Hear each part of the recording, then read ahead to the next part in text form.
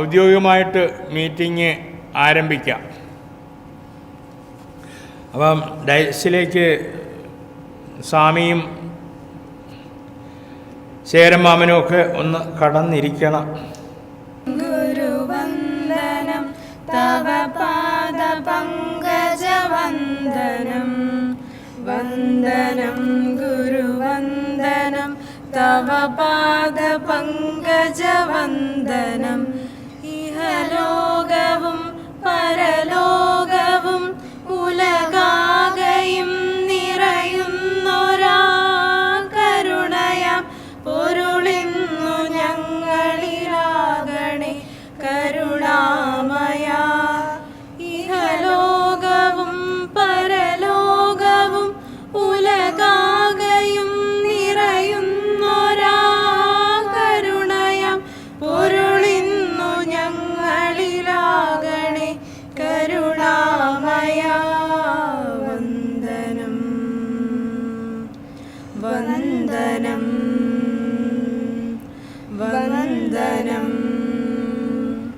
വന്ദനം ഗുരുവന്ദനം തവ പാദപങ്കജവന്ദനം വന്ദനം ഗുരുവന്ദനം തവ പാദപങ്കജവന്ദനം അഹമൊടുങ്ങണമിരുളുമാറി വെളിച്ചമായി വിളങ്ങണേ അഹമൊടുങ്ങണമിരുളുമാറി വെളിച്ചമായി വിളങ്ങണേ കർമ്മദോഷമകറ്റി ഞങ്ങളിൽ ആത്മരക്ഷയുമേകണേ കർമ്മദോഷമകറ്റി ഞങ്ങളിൽ ആത്മരക്ഷയുമേകണേ. വന്ദനം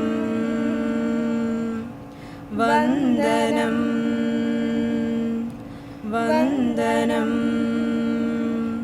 വന്ദനം ഗുരുവന്ദനം തവ പാദപങ്കജവന്ദനം വന്ദനം ഗുരുവന്ദനം തവ പാദപങ്കജവന്ദനം തവ പാദപങ്കജവന്ദനം തവ പാദപങ്കജവന്ദനം. ഗുരുവാണി വായിക്കാൻ കുമാരി ഋഷിദീപ്ത ജി എ. സദ്ഗുരുവേ ശരണം. ഗുരുവാണി. സാധാരണ ഒരിടത്ത് താമസിക്കുന്ന രീതിയിൽ ആശ്രമത്തിൽ താമസിച്ചാൽ പോരാ. പല നാൾ കഷ്ടപ്പെട്ട് നൊന്താലേ ഇത് ചെയ്തെടുക്കാൻ പറ്റൂ. ഒരു നാൾ പ്രത്യക്ഷ അനുഭവം ഉണ്ടായാൽ എല്ലാമായി എന്നൊരു ധാരണ പരക്കെയുണ്ട്. സിദ്ധിപ്രയോഗം കൊണ്ട് സർവ്വതും സാധിക്കാമെന്ന ചിന്ത വന്നിട്ട് സിദ്ധി എന്ത് ജ്ഞാനമെന്ത് എന്ന് തിരിച്ചറിവില്ലാതായി. അതൊക്കെ ഒരു കാലത്ത് നടന്നിരുന്നു. പക്ഷേ ഇതു ദേവൻ്റെ കാലമല്ല. ദേവനെ പ്രത്യക്ഷപ്പെടുത്തിയത് കൊണ്ട് ഒന്നും സാധിക്കാനും പോകുന്നില്ല. പല ജന്മം കൊണ്ട് സാധിക്കുന്നത് കലിയിൽ ഒരു ജന്മം കൊണ്ട് സാധിക്കും. നമ്മുടെ കർമ്മത്തിന് ഒരു നിദാനം എന്ത് എന്ന് മനസ്സിലാക്കി അതിനെ മുൻനിർത്തി ചെയ്യുക. നോവെന്തെന്നറിയാത്ത വാഗ്ദാടിയുടെ എളുപ്പമാർഗം തെറ്റാണ്. മനുഷ്യൻ്റെ കർമ്മഗതിയെ മാറ്റിയെടുക്കുന്ന ഈ കർമ്മം ബദ്ധപ്പാടുള്ളതാണ്. മനുഷ്യൻ്റെ കർമ്മഗതിയും അതോടൊപ്പം യുഗാന്തരങ്ങളായി തെറ്റിക്കിടക്കുന്ന കർമ്മഗതിയും മാറ്റണം. ഇത്രയും അനുഭവ സമ്പന്നയുള്ള ഈ സ്ഥലത്ത് എത്ര വലിയ കർമ്മമായാലും ഇത്രത്തോളം ബദ്ധപ്പാട് അനുഭവിക്കേണ്ടി വരുന്നത് എന്തുകൊണ്ടാണെന്ന് ചിന്തിച്ചിട്ടുണ്ട്. സകല പീഡിയും സകല കീടവും ഇവിടെ അഴിഞ്ഞു തീരേണ്ടതാണ്. അതുകൊണ്ട് കഷ്ടപ്പെടുത്തിയേ ഇത് തീരൂ.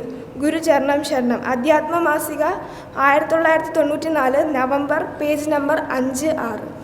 സ്വാഗത പറയുന്നതിന് വേണ്ടി സുനിൽ പണിക്കർ. ഞാൻ മൈക്കിൻ്റെ മുന്നിൽ നിൽക്കുന്ന ആദ്യമായിട്ടാണ്. ഞാൻ വാട്സപ്പിലും മീറ്റിങ്ങിലൊക്കെ ഗൂഗിൾ മീറ്റിലൊക്കെ സംസാരിക്കുന്നതല്ലാതെ നേരിട്ട് ആദ്യമായിട്ട് സംസാരിക്കുന്നത്. അതിൻ്റെ ഒരു ചെറിയ പ്രശ്നം ഉണ്ടാവും.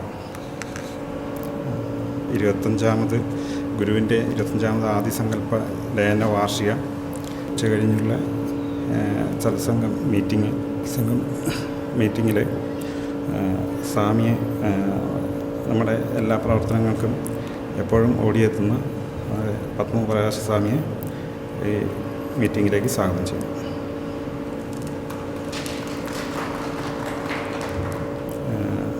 രണ്ടാമതായി നമ്മുടെ എല്ലാ പ്രവർത്തനങ്ങളും ഈ ഒരു മീറ്റിങ്ങിന് ഇത്രയും ഒരു രീതിയിലെങ്കിലും എത്തിക്കാൻ വളരെ കഷ്ടപ്പെട്ട് പ്രവർത്തിച്ച് കണ്ണൂർ മുതൽ തിരുവനന്തപുരം വരെ യാത്ര ചെയ്ത് നമ്മളെല്ലാവരെയും നേരിട്ട് വന്ന് കണ്ട് ക്ഷണിച്ച് എല്ലാം കൊണ്ടുവന്ന് ശശിയേട്ടനെ ഈ സത്സംഗത്തിലേക്ക് സ്വാഗതം ചെയ്തു. ആൻഡ്രൂ സാറിനെ സ്വാഗതം ചെയ്തു. ശേഖരമാമയെ സ്വാഗതം ചെയ്തു. ഇവിടെ എത്തിച്ചേർന്ന മറ്റ് എല്ലാ ആത്മബന്ധുക്കളെയും സ്വാഗതം ചെയ്യുന്നു. സദ്ഗുരുവേശ. ഈ സത്സംഗത്തിൻ്റെ ഉദ്ഘാടനത്തിനായി നമ്മുടെ ഉപദേശക സമിതി അംഗവും നമ്മുടെ കാരണവസ്ഥാനത്തുമുള്ള ശ്രീ ശേഖരൻ മാമനെ ആദരപൂർവ്വം ക്ഷണിക്കുന്നു. ആദരണീയ സ്വാമി പത്മപ്രഭാശ ജ്ഞാനതപസി, ബഹുമാനപ്പെട്ട നമ്മുടെ സംഘടനയുടെ അധ്യക്ഷനായ ശശി സാർ, മറ്റ് ഇവിടെ സന്നിധിയായിരിക്കുന്ന എല്ലാ ആത്മബന്ധുക്കളും എൻ്റെ ഹൃദയം നിറഞ്ഞ നമസ്കാരത്തെ രേഖപ്പെടുത്തുന്നു.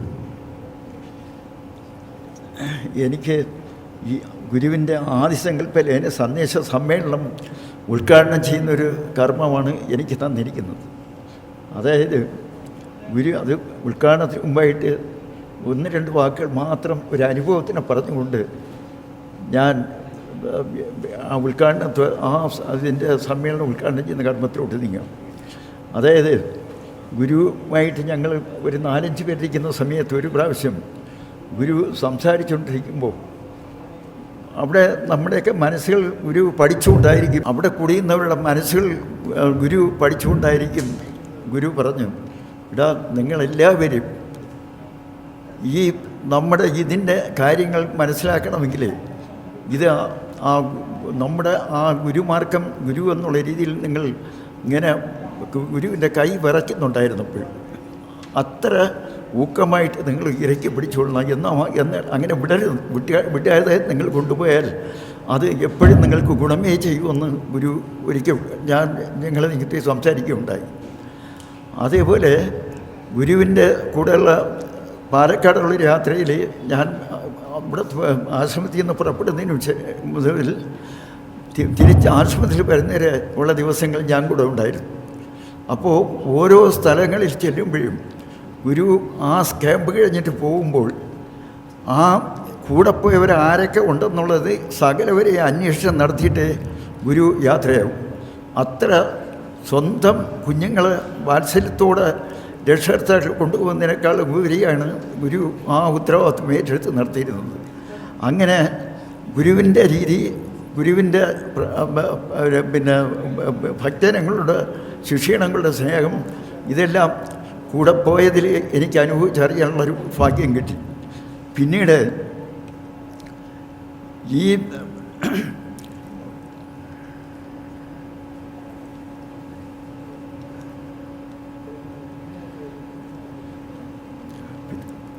അതിനുശേഷം ഒരു ദിവസം ഞങ്ങളിവിടെ ആശ്രമത്തിൽ വെച്ച് തന്നെ സംസാരിച്ചുകൊണ്ടിരിക്കുന്ന സമയത്താണ് ഗുരു ഈ മുറുകെ പിടിച്ചോളണം ഇങ്ങനെയാണ് പറഞ്ഞ്, നിങ്ങൾ മുറുകെ ഇറുക്കി പിടിച്ചോളണം, വിടരുത്, നിങ്ങൾ ആരും വിടരുന്നുള്ള ആ ഇതിൽ സംസാരിച്ചതിൻ്റെ ആഴം എന്താണെന്നുള്ളത് എനിക്കപ്പോഴും മനസ്സിലാക്കാൻ എന്തായാലും ഗുരുകാരുണ്യം കൊണ്ട് സാധിച്ചു. അത് ഇന്നും ആ ഗുരുവിൻ്റെ വാക്കിൽ ഉറച്ച് ഞാൻ നിൽക്കുന്നതിൻ്റെ പേരിൽ എനിക്ക് ഗുരുവിൽ നിന്നും പല അനുഭവങ്ങളും എനിക്ക് എപ്പോഴും കിട്ടിക്കൊണ്ടിരിക്കുകയാണെന്ന് പറയാനൊക്കും. അതിന് ഉദാഹരണമായിട്ട് ഇന്നലെ വൈകുന്നേരം നടന്ന ചെറിയൊരു അനുഭവം കൂടെ ഞാൻ പറഞ്ഞിട്ട് ഉദ്ഘാടനം ചെയ്യുന്നുണ്ട്. അതായത് പ്രസാദ് ഇവിടെ ഈ കാര്യങ്ങൾ നോക്കാൻ വേണ്ടി ഇന്നലെ വന്നു. ഗുരുവിനെ ഇന്ന് ചാർത്താൻ വേണ്ടി ആരങ്ങളെല്ലാം വാങ്ങിക്കണം, അതൊന്നും വാങ്ങിക്കാൻ വേണ്ടി ഞാൻ കടയിൽ പോയപ്പോൾ കടയെല്ലാം പൂക്കട പൂട്ടിയിട്ട് പോയി. അപ്പോൾ അതിന് ശേഷം ഞാൻ മനസ്സുകൊണ്ട് വളരെ വിഷമിച്ചു. കാരണം ഇങ്ങനെ ഒരു ദിവസമായിട്ട് ഗുരുവിന് ചേർത്താൻ നമ്മുടെ ഒരു പൂ ഇല്ലല്ലോ, ശരി വീട്ടിനടുത്തേക്കുന്ന ചെമ്പരത്തി പൂ എന്തെങ്കിലുമൊക്കെ പറിച്ച് നാളെ ചെയ്യാം, തുളസിയൊക്കെ പറിച്ച് ചെയ്യാമെന്നുള്ള മനസ്സിൽ തീരുമാനിച്ചുകൊണ്ട് ഞാൻ വീട്ടിൽ വരുന്നു. വീട്ടിൽ വന്ന് ഗേറ്റ് ഇങ്ങനെ തുറക്കാൻ നേരത്തിന് എൻ്റെ പ്രവേശത്തിൽ ബൈക്കിൽ 2 പേര് വന്നു. പിന്നെ വന്ന് അവിടെ നിൽക്കുന്നിട്ട് വന്ന് ചോദിച്ചു, ഈ മഞ്ഞാനുമുട്ടിൽ നിന്ന് ഇവിടെയാണ് ഈ ലൊക്കേഷനാണ്, എനിക്ക് ആരെന്ന് അറിഞ്ഞൂടാ, ഒരു പൂവിന് അവിടെ ഞങ്ങളെ കടയിൽ അരുമനൊന്ന് ഏർപ്പെടുകയായിരുന്നു, അത് ഇവിടെ തന്നെയെന്ന് ചോദിച്ചു. ഞാൻ പറഞ്ഞു, അപ്പോൾ പൂവെന്ന് പറഞ്ഞപ്പോൾ എനിക്ക് മനസ്സിലായി. ഞാൻ പറഞ്ഞു, ഈ ഏർപ്പാട് ചെയ്ത് മകനാണ് ഏർപ്പാട് ചെയ്തിട്ട് മകൻ കന്യാകുമാരി പോയി. അപ്പോൾ ഞാൻ എന്നായിട്ട് ഇയാൾക്ക് തരാനായിട്ട് ഒരു ഒരു ഒരു മനസ്സിലുണ്ട്, കാരണം ഇവിടെയാണോ എന്നുള്ളത്. അപ്പം ഞാൻ പറഞ്ഞു, നിങ്ങൾ സംശയിക്കേണ്ടെന്ന് പറഞ്ഞു. അപ്പോൾ എന്നിട്ട് അയാൾ കുറച്ച് പൂവിൻ്റെ അടയാളങ്ങൾ പറഞ്ഞു, ഈ ജോഞ്ചിപ്പൂ, വതിരപ്പൂ, ഇങ്ങനെയൊക്കെയുള്ള കാര്യങ്ങൾ പറഞ്ഞു. അപ്പം ഞാൻ പറഞ്ഞു, ഇവിടെ തന്നെ അത് മകമെന്ന് ഏർപ്പാട് എന്ന് പറഞ്ഞതിന് ശേഷം ആ പൂ എടുത്ത് എൻ്റെ കയ്യിൽ തന്നു. അങ്ങനെ ആ പൂ ഇന്ന് രാവിലെ ഗുരുവിന് ചാർത്തിയിട്ട് പ്രാർത്ഥിക്കാനുള്ളൊരു ഭാഗ്യം ഞങ്ങൾക്കുണ്ടായി. അങ്ങനെ ഗുരുവിൻ്റെ കാര്യം എന്ന് പറഞ്ഞാൽ, ഗുരുവിനെ നമ്മൾ മനസ്സർപ്പിച്ച് ഗുരുവിനെ വിളിക്കുമ്പോൾ അത് ഗുരു എപ്പോഴും നമ്മുടെ മുമ്പിൽ കൊണ്ട് ഇതാ പിടിച്ചോ എന്ന് പറഞ്ഞിരുന്ന കാര്യങ്ങൾ ഗുരു കയ്യിൽ കൊണ്ട് തരുമ്പോൾ പോലെ നമുക്ക് തരും. അതുകൊണ്ട് ആ ഒരു എന്ത് തന്നെ വന്നാലും ശരി തന്നെ ഇത് ഈ സംഘടനകളിൽ തന്നെ ഇപ്പോൾ ഇങ്ങനെ ഇവിടെ ഒരു അഭിപ്രായം പറയുകയുണ്ടായി, ഇങ്ങനെ 2-3 സംഘടനയായിട്ട് പിരിഞ്ഞ് ചിലപ്പോൾ ഇതിലും കുറച്ച് പിരിഞ്ഞ് പോയെന്ന് വരും. അങ്ങനെ വന്നാലും ഗുരുവിൻ്റെ വാക്കിൽ ഉറച്ച് നിൽക്കേണ്ടവർ നിൽക്കുക തന്നെ ചെയ്യണം. അവർക്ക് ഒരു ദോഷവും ഒരു ഭവിഷ്യത്തും തന്നെ ഗുരുവിൽ നിന്നുണ്ടായില്ലെന്ന് എൻ്റെ അനുഭവത്തിൽ ഞാൻ ഉറപ്പിച്ച് പറയുകയാണ്. അത് തീർച്ചയായിട്ടും നിങ്ങൾ അതിൽ നിന്ന് പിന്മാറരുത് ഒരിക്കലും. അത് കുറേ അനുഭവങ്ങൾ വരുമ്പോഴേ ഗുരുവാരെന്ന് നമുക്ക് അതിൻ്റെ ഗുരുവിൻ്റെ ശക്തി എന്നതാണെന്ന് നമുക്ക് മനസ്സിലാക്കാൻ സാധിക്കും. അങ്ങനെ മനസ്സിലാക്കുന്ന സന്ദർഭങ്ങൾ തന്നാൽ നമ്മളതിനെ ഒരിക്കലും മറക്കരുത്. പിന്നെ ഈ ഇവിടെ എന്തെങ്കിലും ഒരു അനുഭവം ഗുരുവിൻ്റെ അടുത്തുള്ള പോയി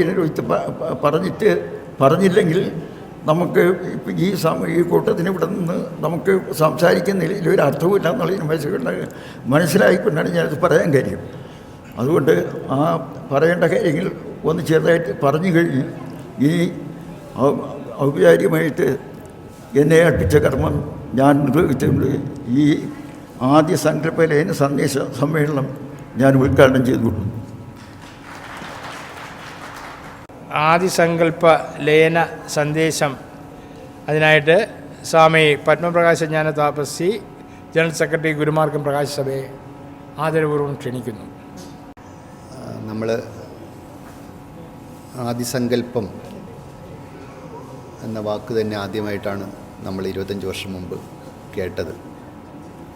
ഗുരുപരമ്പരകളുടെ ഗുരുക്കന്മാരുടെ സമാധി എന്നൊക്കെയാണ് പറയുക. സമാധിക്ക് ശേഷം ആ ഗുരു ഏതവസ്ഥയിൽ നിൽക്കുന്നുവോ ആ അവസ്ഥയിൽ നിന്നുകൊണ്ടാണ് അതിനനുസരിച്ചിട്ടുള്ള ശിഷ്യഗണങ്ങൾക്ക് ഗുരുവിൻ്റെ ആ ഗുരുക്കന്മാരുടെ പ്രകാശത്തിൽ നിന്നും അനുകൂല സ്ഥിതിയും പ്രതികൂല സ്ഥിതിയൊക്കെ വരുന്നത്.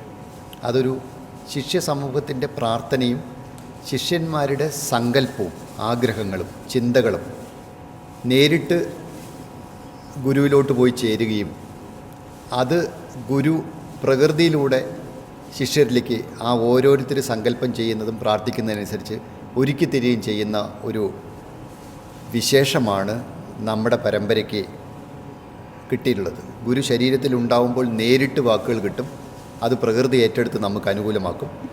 ഗുരു ശരീരത്തിൽ നിന്ന് വിട്ട് കഴിയുമ്പോൾ ഗുരു സൂക്ഷ്മത്തിൽ എല്ലായിടത്തും നിറയുമ്പോൾ നമ്മുടെ പ്രാർത്ഥനയും സങ്കല്പവും നേരിട്ട് ഗുരുവിലെത്തുകയാണ് ചെയ്യുന്നത്.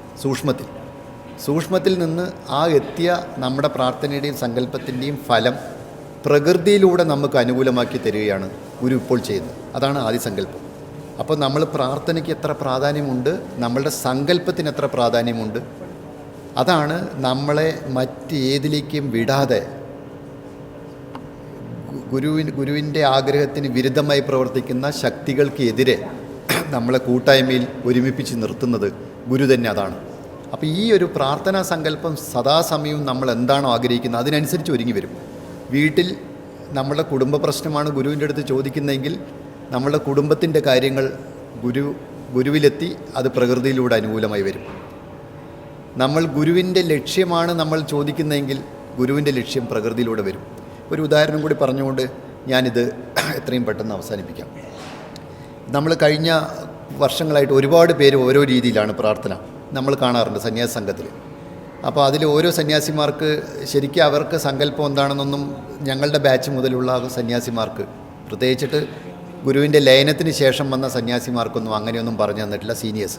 യഥാർത്ഥത്തിൽ ഗുരു ആഗ്രഹിച്ചത് സീനിയറായിട്ട് ഗുരുവിൻ്റെ കൂടെ നിന്ന സന്യാസിനിമാർക്ക് തൊട്ട് താഴെ വരുന്ന സന്യാസിനിമാർക്ക് പറഞ്ഞ് പകരണം എന്താണ് പ്രാർത്ഥന, എന്താണ് സങ്കല്പം, അതിൻ്റെ പ്രാധാന്യം എന്താണ്. ഇങ്ങനെയൊന്നും പറഞ്ഞു കൊടുത്തിട്ടില്ല, നമ്മളാരെയും അങ്ങനെയൊന്നും പറഞ്ഞിട്ടില്ല. പക്ഷേ നമ്മൾക്ക് ഈ ഗുരു ലയനത്തിന് ശേഷം ഈ ഒരു പ്രശ്നം നടന്നതിന് ശേഷം നമ്മൾ മാറി.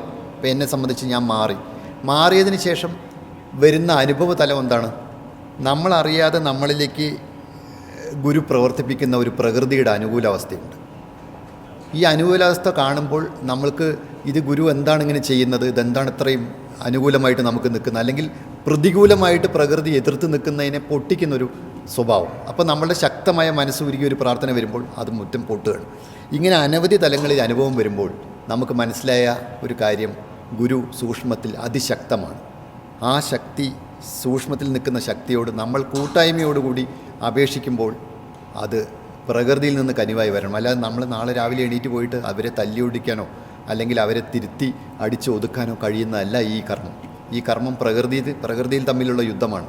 ഇതാണ് പറഞ്ഞത്, നമ്മളുടെ സങ്കല്പവും കൂട്ടായ്മയ്ക്കാണ് ഫലം. കൂട്ടപ്രാർത്ഥന, കൂട്ടസങ്കല്പം, യൂണിറ്റുകളുടെ ഒരുമ, ഒരു പ്രാർത്ഥന ഒരു ഗുരുവിനെ പ്രതിഷ്ഠിക്കുമ്പോൾ ഒരു ദുഃഖകരമായ ഒരു അനുഭവത്തിലൂടെ വിളിക്കുക, ഇതൊക്കെയാണ് നമുക്ക് ചെയ്യാനുള്ളത്. ഇതാണ് നമ്മുടെ ആദിസങ്കല്പത്തിൻ്റെ ഒരു വിശേഷമായിട്ട് എൻ്റെ അനുഭവത്തിൽ ഈ കഴിഞ്ഞ കുറേ മാറിയതിന് ശേഷമുള്ള അനുഭവത്തിൽ ശക്തമായി വന്നത്. അതുകൊണ്ട് ഈ ആദിസങ്കല്പ ലയനത്തിൽ നമ്മുടെ എല്ലാവരുടെയും പ്രാർത്ഥന, ഗുരുവിൻ്റെ ഇച്ഛ, ഗുരുവിൻ്റെ ആഗ്രഹം നമ്മളുടെ പരമ്പരയ്ക്ക് പുനഃസ്ഥാപിക്കാനുള്ളതാകട്ടെ എന്ന് പ്രാർത്ഥിച്ചുകൊണ്ട് ഞാൻ എൻ്റെ വാക്കുകൾ ഗുരുപാദങ്ങളെ സമർപ്പിക്കുന്നു. സദ്ഗുരുശം. ഗുരുവിനെക്കുറിച്ച് പറയാനാണെങ്കിൽ എൻ്റെ അച്ഛൻ്റെയും അമ്മയുടെയും കല്യാണം ആശ്രമത്തിൽ വെച്ച് ഗുരു നടത്തി കൊടുത്തതാണ്. എറണാകുളം ആശ്രമത്തിലെ ആദ്യത്തെ കല്യാണം എൻ്റെ അച്ഛൻ്റെയും അമ്മയുടെയും കല്യാണമായിരുന്നു. പിന്നെ എനിക്ക് പേരിട്ടത് ഗുരുവാണ്. ആശ്രമത്തിൽ വെച്ചാണ് ഗുരു എനിക്ക് പേരിടുന്നത്. പിന്നെ അച്ഛനും അമ്മയ്ക്കൊക്കെ കുറേ അനുഭവങ്ങളൊക്കെ ഉണ്ട്. അമ്മയുടെ വീട് ഇരുമ്പനം എന്ന് പറയുന്ന സ്ഥലത്താണ്. അവിടെയാണെങ്കിൽ കുറേ സർപ്പക്കാവ്, അങ്ങനെ കുറേ ഭയങ്കര ഇതുള്ള സ്ഥലമായിരുന്നു. അവിടെയാണെങ്കിൽ ആർക്കും താമസിക്കാനൊന്നും പറ്റാത്തൊരു സ്ഥലം. അവിടെ ഒരു ദിവസം അമ്മൂമ്മയുടെ ആങ്ങളെയും ഭാര്യയും വീട്ടിൽ വന്നപ്പോൾ അമ്മൂമ്മ പറഞ്ഞു, ഞങ്ങളിങ്ങനെ ഒരു ഗുരുവിനെ പോയി കണ്ടിരുന്ന് അവിടെ ചെന്നാൽ കുറേ വിഷമങ്ങളൊക്കെ മാറും എന്ന് അമ്മൂമ്മ പറഞ്ഞു കൊടുത്ത്. അങ്ങനെ ഇരുന്നപ്പോഴേ അമ്മൂമ്മയുടെ ആങ്ങളയുടെ ഭാര്യയ്ക്ക് പെട്ടെന്ന് വയ്യാതെ വരികയും, അപ്പോൾ ഗുരുവേ എന്നും പറഞ്ഞ് ഭയങ്കര കരഞ്ഞപ്പോൾ ഗുരു ഇത് എറണാകുളം ആശ്രമത്തിൽ ഗുരു ഉള്ള സമയമായിരുന്നു. അപ്പോൾ ഗുരു പറഞ്ഞ് എനിക്ക് ഒരു സ്ഥലം വരെ പോകണം, പെട്ടെന്ന് വണ്ടി കയറുമെന്ന് പറഞ്ഞു. അപ്പം ഗുരുവിനോട് ആരും പ്രത്യേകം എടുത്ത് ചോദിക്കത്തൊന്നുമില്ല എവിടെ പോകണം ഗുരു എന്നൊന്നും. അപ്പോൾ വണ്ടി എടുക്കുമെന്ന് പറഞ്ഞ് അവർ വണ്ടി എടുത്ത് പെട്ടെന്ന് ഇന്ന സ്ഥലത്തേക്ക് വിട് എന്ന് പറഞ്ഞ് അങ്ങനെ ഇരുമ്പനത്ത് ചെന്നു.